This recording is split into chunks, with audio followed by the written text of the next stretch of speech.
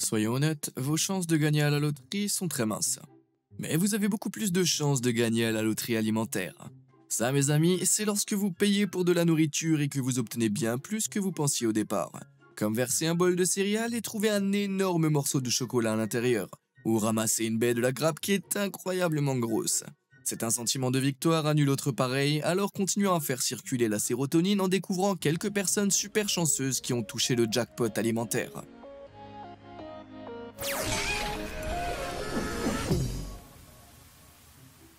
Est-ce qu'il y a quelque chose de mieux que d'atteindre le fond d'un sac de chips et de verser tout le reste des chips dans votre bouche?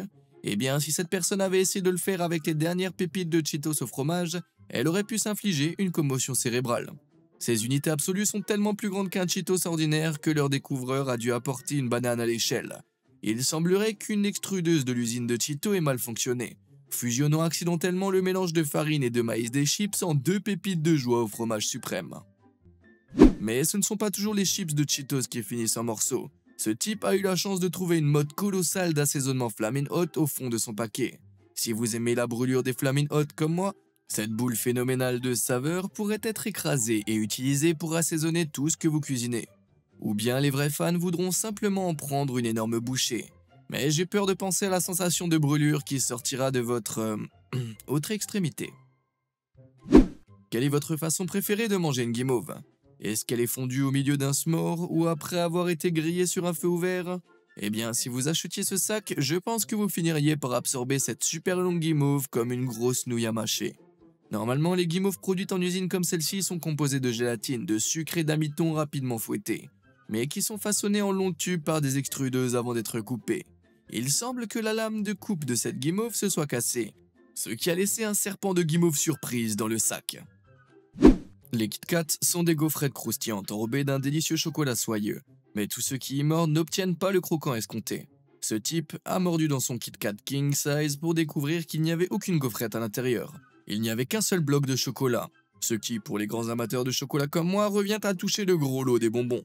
Mais le fabricant des Kit Kat, Nestlé, affirme que ces bonbons anormaux sans gaufrette se produisent parfois en raison de dysfonctionnements de l'équipement de fabrication. Eh bien, à mon humble avis d'obsédé du chocolat, je pense qu'il devrait transformer ces barres anormales en toute nouvelle sorte de Kit Kat. Parlant de nouvelles créations, si vous voulez être averti de toutes mes nouvelles vidéos, n'oubliez pas de cliquer sur les boutons j'aime et s'abonner ci-dessous. Croyez-moi, les vidéos que j'ai en préparation vont être un vrai régal pour les yeux. Maintenant, où est-ce qu'on en était? Après plus d'un an de confinement, je parie que vous en avez assez d'entendre le mot Corona. Mais cette caisse de bière Corona pourrait bien le remettre en avant. Lors de l'emballage de cette boîte, une bouteille supplémentaire a dû tomber sans être détectée, avant d'être scellée et expédiée à cet heureux client. Ce qui est encore plus étonnant, c'est que malgré le fait qu'elle ait été mise en équilibre avec les autres bouteilles de bière fragiles, elle ne s'est pas brisée en chemin. C'est peut-être la seule fois où avoir plus de Corona est en fait une bonne chose. À mon humble avis, la meilleure partie d'une glace en cône est le morceau de chocolat qui se trouve à l'extrémité du cône de gaufre. Vous ne pouvez pas nier que c'est comme une bouchée du plateau à dessert de Dieu. Et c'est tellement populaire que certaines marques augmentent même la taille de cette pointe juste pour que les clients en redemandent. Mais ce n'est rien comparé au fait d'obtenir une deuxième pointe gratuitement. Comme cet heureux lécheur qui a trouvé une toute autre pointe cachée au fond de l'emballage de ses glaces. Y a-t-il quelque chose de plus appétissant que la pâte feuilletée dorée et croustillante d'un croissant français classique? Eh bien, en couper un et trouver cette étonnante section transversale pourrait l'être. Je ne saurais pas si je dois manger le croissant ou juste me régaler les yeux. Ce type de levée provient de la nature stratifiée de la pâte de la pâtisserie, qui se compose de couches de farine et d'eau combinées à du beurre. Lors de la cuisson, la vapeur qui se dégage de la pâte fait gonfler celle-ci, mais la graisse du beurre empêche les couches de se coller les unes aux autres, ce qui donne ces bulles brillantes. Malgré cela, il est rare de voir un croissant avec des trous aussi parfaitement espacés. Est-ce que c'est mal si j'espère qu'il ne l'ait pas mangé? Mais il n'y a pas que les Français qui peuvent préparer de délicieux mets. En Europe de l'Est, en Russie, tout le monde, des jeunes au babouchka, apprécie toujours la friandise traditionnelle qui est le rouleau de pavot. Composé d'un centre riche et aigre-doux de graines de pavot et de sucre, la garniture de cet encas tourbillonnant est la partie préférée de la plupart des gens. Mais malheureusement, beaucoup d'entreprises et de boulangeries ont tendance à négliger le cœur sucré. Heureusement, ces deux amateurs de friandises ont découvert une boulangerie qui se rattrape vraiment. Avec autant de garnitures, je me sens rassasié rien qu'en regardant la photo. Avez-vous déjà gagné à la loterie alimentaire et pris une photo? Peut-être était-ce un raisin géant que vous n'avez pas pu résister de poster sur Instagram. Ou peut-être avez-vous ouvert une boîte de kits de couture pour trouver des biscuits à l'intérieur? Si vous en avez de bonnes, envoyez-les moi à l'adresse story@beamazed.com et elle pourrait bien faire partie d'une prochaine vidéo. Maintenant, revenons-en à cette loterie. Rien n'est plus rafraîchissant qu'une délicieuse tranche de pastèque, surtout si elle a l'air aussi immaculée que celle-ci. Avec une écorce presque inexistante et des graines à peine visibles, cette coupe transversale cramoisie est si rafraîchissante que je peux presque la sentir purifier mon âme. Mais obtenir une pastèque sans pépins comme celle-ci n'est pas seulement une question de chance, c'est une question d'ingénierie. Dans les années 90, les éleveurs de pastèques ont découvert que la reproduction sélective de différentes souches de pastèques leur permettrait d'obtenir peu ou pas de pépins. Malgré tout, les chances d'obtenir une pastèque à la peau aussi fine sont de 1 sur 1 million. L'absence de peau ou de pépins dans votre pastèque doit être agréable. Mais que se passerait-il si vous la coupiez et découvriez qu'elle n'a pas non plus sa couleur cramoisie classique, comme ce type de pastèque? On dirait qu'un ananas et une pastèque sont tombés amoureux et ont eu un bébé. Si cette chair jaune est certainement surprenante pour certains, il s'agit en fait d'une mutation naturelle. En fait, l'espèce parent de notre nouvelle variété commerciale à chair rouge qui vient d'Afrique est un fruit à chair jaune ou blanche. De plus, il a un goût de miel, ce qui en fait une surprise colorée et sucrée. Vous est-il déjà arrivé d'acheter une grappe de baies et d'en trouver une qui est beaucoup plus grosse que ses consoeurs à pépins? Eh bien, certaines d'entre elles, comme celle-ci, sont si grosses qu'elles n'auraient pas l'air déplacées si elles prenaient des stéroïdes ou faisaient de la musculation à la salle. Certaines personnes pensent que les fraises géantes comme celle-ci sont le résultat d'une modification génétique, ou OGM en abrégé. Mais il n'existe en fait aucune fraise génétiquement modifiée dont la vente commerciale est autorisée dans le monde. Il est plus probable qu'elle soit le résultat d'une hybridation, c'est-à-dire que différentes souches de fraises soient croisées pour produire des baies à taille démesurée. Et certaines, comme celle-ci, peuvent même atteindre la taille de petites oranges. Mais heureusement, elles ont toujours le goût de la fraise. Toutes les béquilles de base, obsédées par les brunchs, vous diront qu'elles sont accros à l'avocat sur les toasts. Mais malgré leur amour des brunchs, les avocats sont des fruits capricieux, car de l'extérieur, il est impossible de savoir quelle est la taille de la graine en leur centre. Et il faut donc croiser les doigts, couper et prier pour ne pas obtenir une proportion maudite de pierre à chair comme celle-ci. Mais si les dieux du brunch entendent vraiment vos prières, vous serez peut-être bénis avec ces proportions épiques. Ou mieux encore, sans noyau du tout, comme ceci. Les avocats sans noyau se produisent lorsque la fleur qui produit l'avocat n'est pas pollinisée, de sorte que le fruit se développe sans aucune graine à l'intérieur. Maintenant, imaginez la quantité de toast que ce gros garçon pourrait couvrir. Si les avocats sans noyau vous ont fait saliver, alors vous aurez besoin d'une serpillière et d'un seau en réserve pour ce que je vais vous montrer. Dites bonjour à l'avocat à long cou, une espèce spéciale de ce grand fruit vert qui peut mesurer jusqu'à 33 cm de long et peser jusqu'à 1,1 kg. Ouais, j'espère que vous avez vraiment faim. Il peut ressembler à un avocat ordinaire sous stéroïdes, mais étonnamment c'est une espèce entièrement naturelle qui est principalement cultivée dans le sud de la Floride.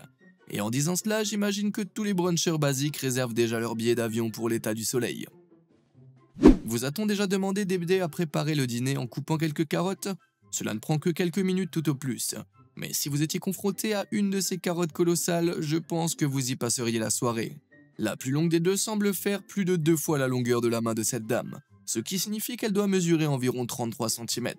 Et la plus large est à peu près de la même largeur que la paume de sa main, ce qui lui donne une largeur d'environ 8 cm. Leur heureuse propriétaire les a comiquement nommées longueur et largeur. Mais même après la cuisson, je pense qu'elles seront toujours une énorme bouchée. Beaucoup de recettes salées demandent une seule gousse d'ail pour que le plat ait un goût et une odeur sublime. Ainsi, lorsque cette personne a essayé d'en éplucher une pour découvrir que le bulbe entier était en fait une seule et unique gousse géante, elle a dû envisager de l'ajouter entièrement dans la casserole. Il s'agit en fait de l'ail solo, même si je pense qu'on devrait l'appeler le pire cauchemar de Dracula. Il est cultivé selon des pratiques de plaquage spécifiques qui encouragent les gousses à fusionner en un seul gros bloc. Alors c'est moi ou quelqu'un d'autre a bizarrement envie d'en manger un gros morceau maintenant? Tout le monde aime les nuggets de poulet, à moins d'être végétarien. Mais je pense que même un végétarien se réjouirait s'il voyait cette superbe sélection devant lui. Le chanceux qui a ouvert ce paquet a trouvé 3 nuggets tout à fait normaux et ces 2 morceaux de poulet super longs à l'intérieur. On pourrait penser qu'il s'agit de morceaux de poitrine de poulet juteux mal coupés, mais il est plus probable qu'il s'agisse de morceaux non coupés du poulet séparés mécaniquement qui composent certains nuggets de poulet moins chers. Ouais, au moins ils ont bon goût. En parlant de poulet, avez-vous déjà ouvert un œuf pour en trouver non pas un, mais 2 jaunes à l'intérieur, comme ce type? Il a l'air plutôt chanceux, mais sa série de victoires n'était pas seulement un double jaune, il en a eu 4. C'est ce que j'appelle un petit déjeuner de champion. Les œufs à jaune multiples se produisent lorsque le cycle d'ovulation d'une poule est plus rapide que d'habitude, ou lorsqu'un jaune s'unit à un autre jaune.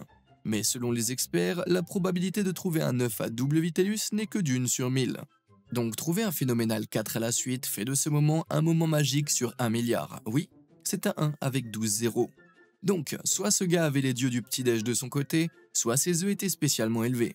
En effet, la probabilité que de jeunes poules pondent des œufs à double vitellus est beaucoup plus élevée, à peine de 1 sur 100. Mais même ainsi, les chances d'en avoir 4 affilés restent élevées, à 1 sur 1 million. Bien que cela reste mince, ce n'est rien comparé aux chances d'ouvrir un œuf ayant 8 jaunes d'œufs comme cette dame l'a fait. Même les experts ne se sont pas risqués à deviner quelles étaient les chances que cela se produise. Mais je pense que la vraie question sur les lèvres de tout le monde est « est-ce que ça avait le goût de la chance ?» Mais il n'y a pas que les œufs de poule qui peuvent se démultiplier. La personne qui a cassé cet œuf surprise Kinder, ou devrais-je dire cet œuf surprise Twinder, a eu la chance de recevoir un deuxième œuf en chocolat à l'intérieur de son œuf en chocolat. D'habitude, il n'y a qu'une seule coquille de chocolat sous l'emballage, mais cette incroyable conception met vraiment la surprise dans le Kinder Surprise. Vous avez peut-être déjà vu un double jaune d'œuf ou deux, mais avez-vous déjà vu une banane double? Cet homme a manifestement choisi la meilleure banane du lot en ramassant ce prix à double barillet. Selon les experts, environ 5% des bananes deviennent des doubles, mais la plupart sont jetées car elles ne répondent pas aux normes de commercialisation des fruits. Mais s'il n'y a que 5% de chances de trouver un double, quelles étaient les chances de découvrir ce triple? Oh, baby, a triple! Eh bien, pour certains, une triple banane pourrait être le jackpot ultime. Mais seuls les vrais aficionados de la banane savent que c'est un fruit quadruple comme celui-ci qui fait vraiment mouche. Après tout, qui ne veut pas d'un approvisionnement à vie en potassium? Mais si vous pensiez que ces grosses bananes étaient des bêtes, alors régalez vos yeux sur ce kiwi super bizarre. Comme les bananes, deux de ces petits fruits poilus ont fusionné à leur extrémité pour former une baie vraiment longue. On pourrait croire que le docteur Frankenstein s'est vraiment amusé avec tous ces fruits. Mais il s'agit en fait d'un exemple classique de fasciation. Il s'agit d'une mutation génétique rare où le point de croissance d'une fleur passe d'un dôme rond à une forme de croissant, ce qui a pour effet de fusionner les bourgeons de la fleur. Et s'il s'agit d'une fleur fruitière, cela peut donner n'importe quoi. Des kiwis siamois et des bananes doubles aux énormes ananas en forme d'éventail. Qui aurait cru que la fusion pouvait être aussi fascinante? Trouver un fruit fusionné est une chance, mais ce n'est pas comparable à mettre la main sur des baies vraiment énormes comme celle-ci. Apparemment, ces unités fruitées et phénoménales sont de la myrtille jumbo, des baies sans OGM qui peuvent atteindre la taille d'un quart de dollar. J'ai vraiment envie de croire qu'elles sont réelles. Mais si elles sont censées avoir la taille d'une petite pièce de monnaie, à quel point la main de ce type est-elle petite? Ou peut-être que leur taille suprême provient d'un petit engrais appelé Photoshop. Si ces myrtilles douteuses vous ont laissé un mauvais goût dans la bouche, laissez-moi vous adoucir avec un regard sur cette mûre aux proportions énormes. La plupart des mûres font moins de 2,5 cm de long, elles sont donc assez petites pour être mises en bouche. Mais celle-ci est tellement grosse qu'il faudrait la manger comme une pomme. Il est possible que ce soit une mûre Kiowa, une variété de fruits qui fleurit plus tôt et plus longtemps que les autres.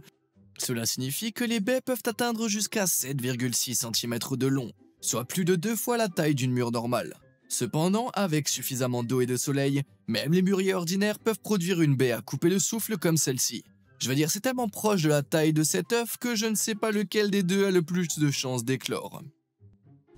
Je pense qu'on a vu assez de fruits pour assurer nos 5 fruits et légumes par jour, alors jetons un coup d'œil à un gagnant de la loterie un peu plus croquant, comme cette fantastique trouvaille. On dirait qu'une très grosse pomme de terre est passée dans le sens de la longueur dans le hachoir à frites de Lay's, et miraculeusement elle ne s'est pas brisée après avoir été frite, emballée et expédiée. Je parie que c'était une collation très satisfaisante, mais aussi grosse soit-elle, il n'est pas comparable à la taille de ce monstre de 18 cm qui a été découvert en Grande-Bretagne en 2020. Cet énorme chips en forme de saucisse était contenu dans un paquet d'onion rings normaux. Ces chips en forme de O sont fabriqués en faisant passer de la farine et du maïs et de l'eau dans une machine à extrusion, pour obtenir un ruban de pâte qui est ensuite rapidement découpé en petites rondelles. Mais à suite d'un dysfonctionnement, la pâte n'a pas été coupée, et cet énorme chips a pu passer au travers. Alors que cela aurait pu être un énorme cauchemar en matière de contrôle qualité, cela s'est avéré être un cadeau surdimensionné pour cette petite fille. Quand il s'agit d'onion rings, les chips ne sont pas comparables aux vrais.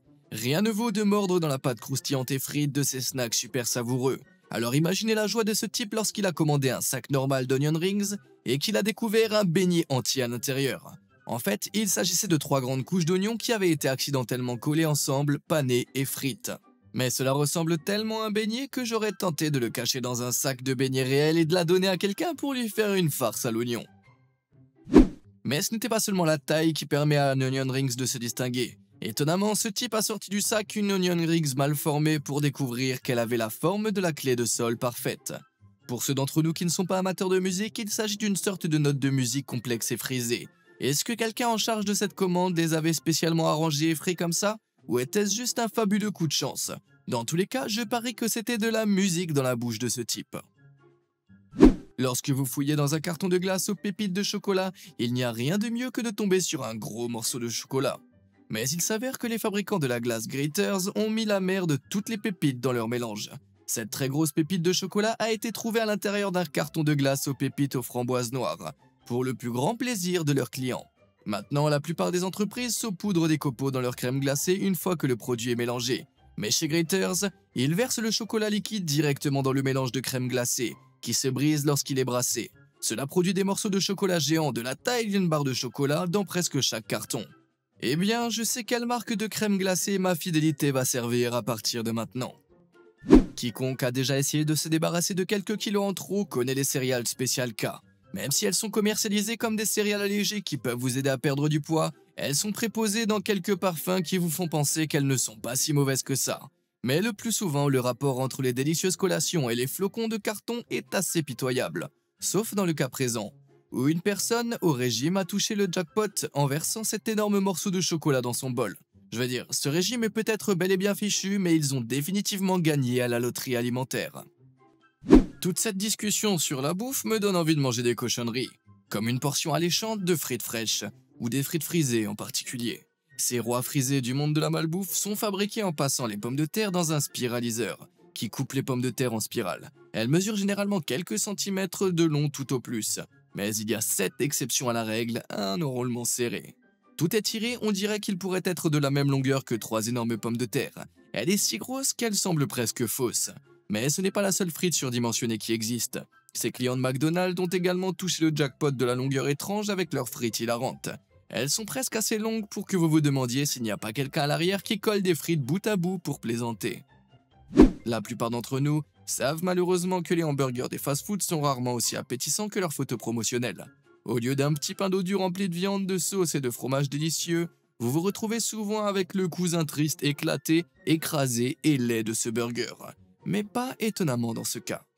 D'une certaine manière, ce client chanceux a fait un gros coup avec un petit pain si lisse et rond qu'on aurait dit qu'il portait un filtre. Je pense qu'elle pourrait donner du fil à retordre aux influenceurs beauté les plus populaires. Mais techniquement, ce n'est pas un hamburger. Il s'agit en fait d'un sandwich au filet de poisson McDonald's.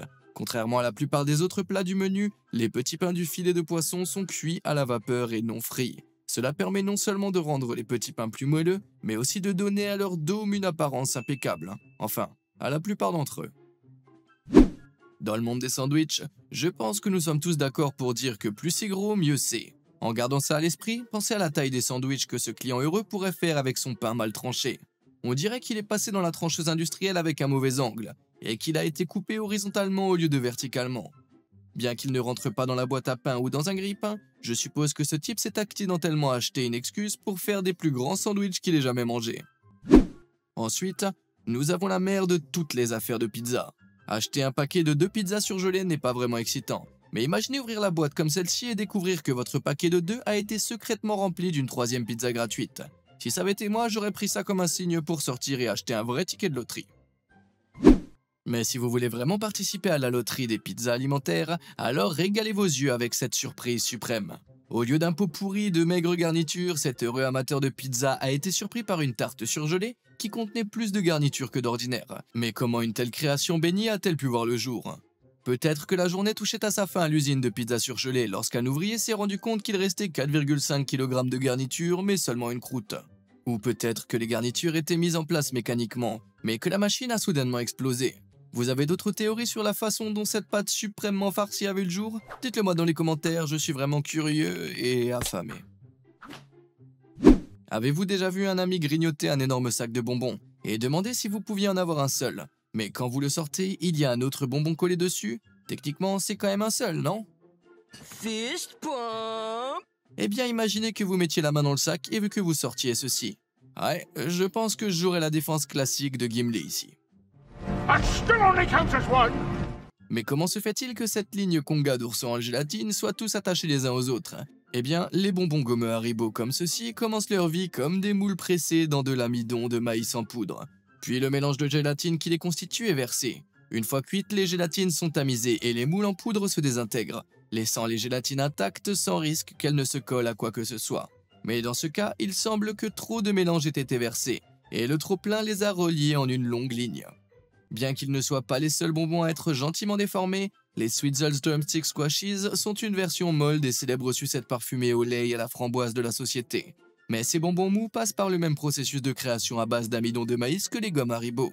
Comme en témoigne ce squashy suprême que quelqu'un a trouvé dans son sac. C'est moi ou ça ressemble à une girafe.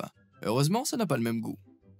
Les Sour Patch Kids, les friandises amères préférées des Américains, ont également subi cette création à base d'amidon de maïs. Cela signifie que de temps en temps, les sacs de Sour Patch Kids peuvent contenir des colossaux Sour Patch adultes, comme ceux-ci. Je parie qu'engloutir ces abominations super acides serait comme manger un citron. Lequel de ces gagnants a selon vous touché le jackpot le plus savoureux? Et quel est celui que vous aimeriez le plus avoir? Faites-le moi savoir dans les commentaires ci-dessous. Et comme d'habitude, merci de nous avoir suivis.